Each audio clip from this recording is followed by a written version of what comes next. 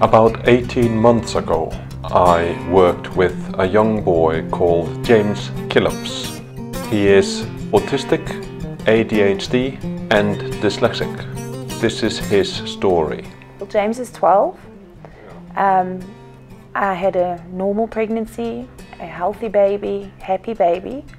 When he got to about 18 months, I started realizing that he wasn't necessarily like other children his age, just he was extremely hyperactive. My biggest frustration was that his speech wasn't developing. He was very verbal, but his own language, very like gobbledygook.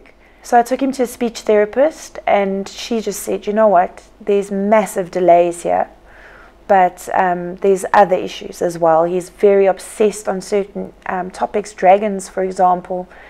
She couldn't get him to engage in anything unless it was dragons. Also the hyperactivity. So I then took him to a specialist who diagnosed ADHD. He was 4, but formal school was just traumatic. Trying to get him out the car in the morning, he'd sort of claw the car. We'd literally have to pry his hands from the headrest. We then took him to an educational psychologist who, reading that report was, I just cried. It was basically 15 pages of everything that was wrong with my child. He's very, very bright.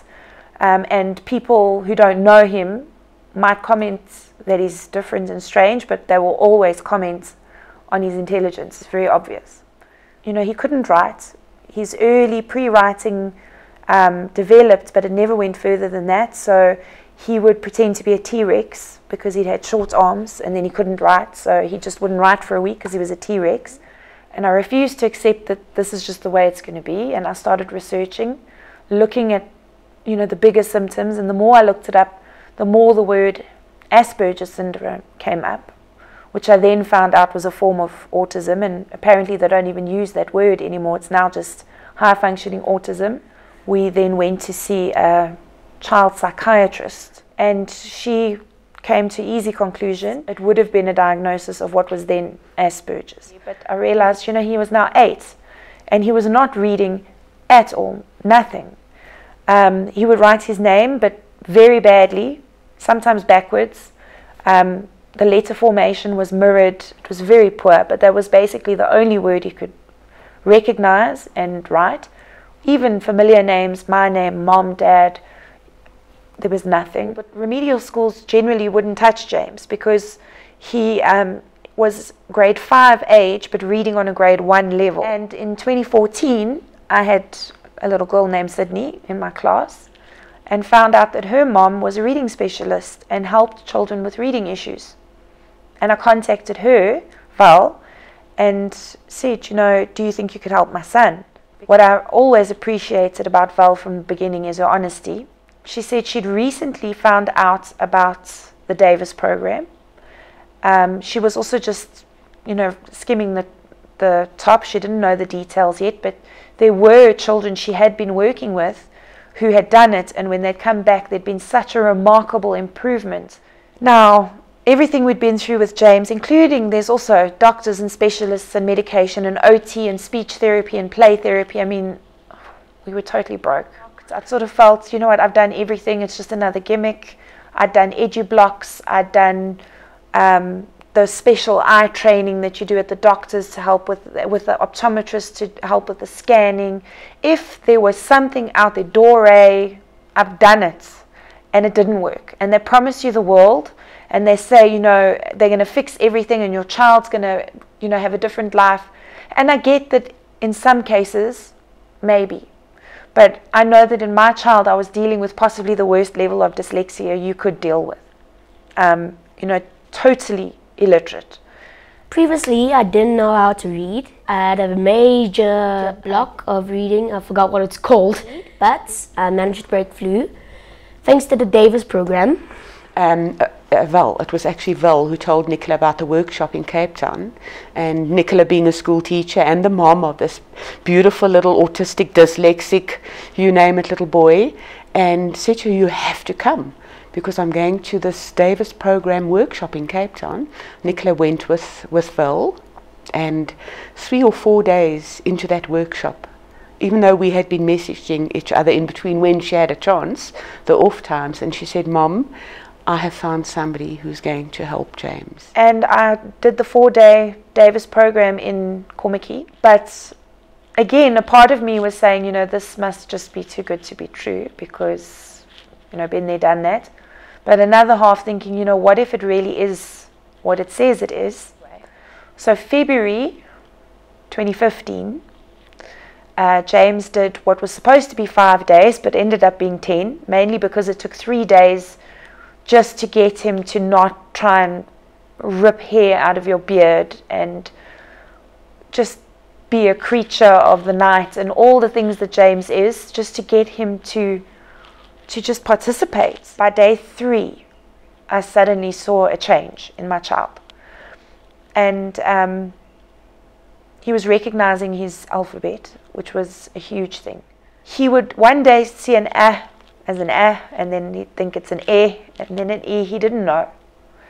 Where suddenly he knew A, B, C, D. And I could point to it out of sequence, so it wasn't that he'd parroted it. Even backwards,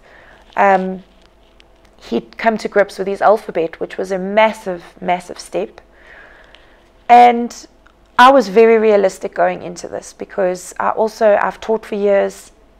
I knew that because of the degree of his dyslexia, he was not going to do 5 days and suddenly pick up a novel and be comfortable with reading. My big thing was to see those children who are dyslexic but functionally literate. They could still read, but with difficulty. That's where you see miracles really happen. And I've seen it with children that have done it since with Val, and I've seen the difference in the classroom. And now my husband, so he doesn't always know what we're dealing with, but even he noticed the change in James instantly.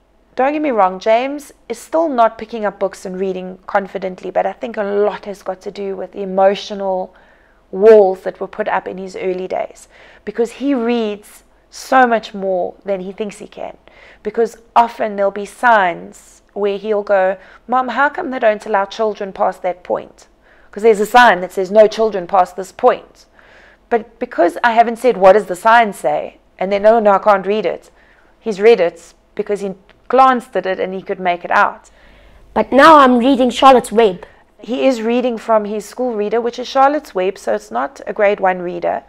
But yes, he has to practice the page over and over, but once he's practiced it a few times, he will read it. He types perfectly. He now WhatsApps family members, and they can understand what he's saying.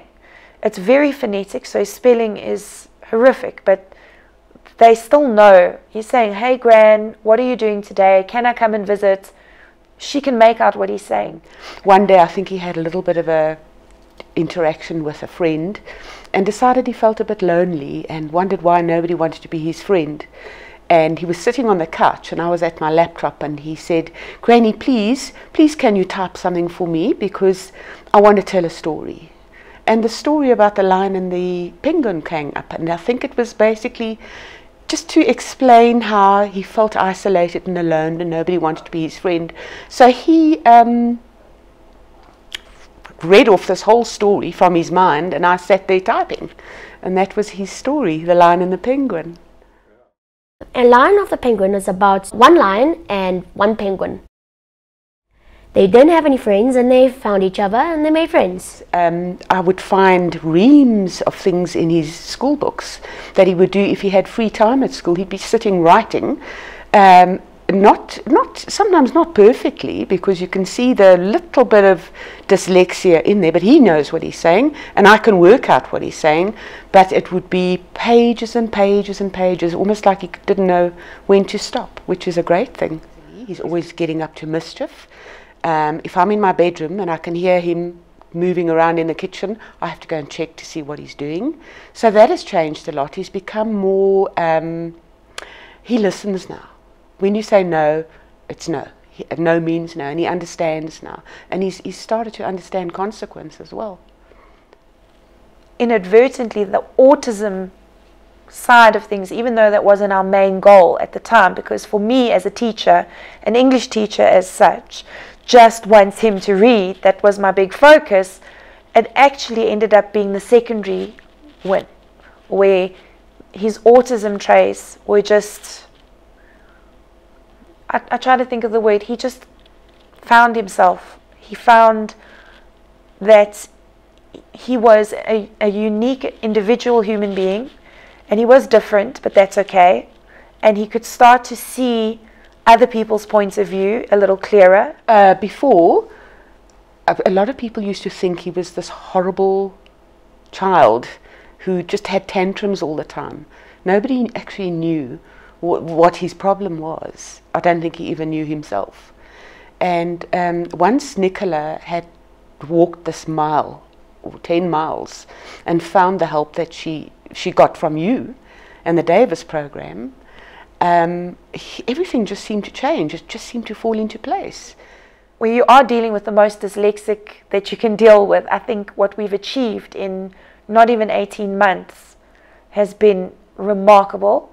And I don't believe that any of this would have happened if we had not done those 10 days.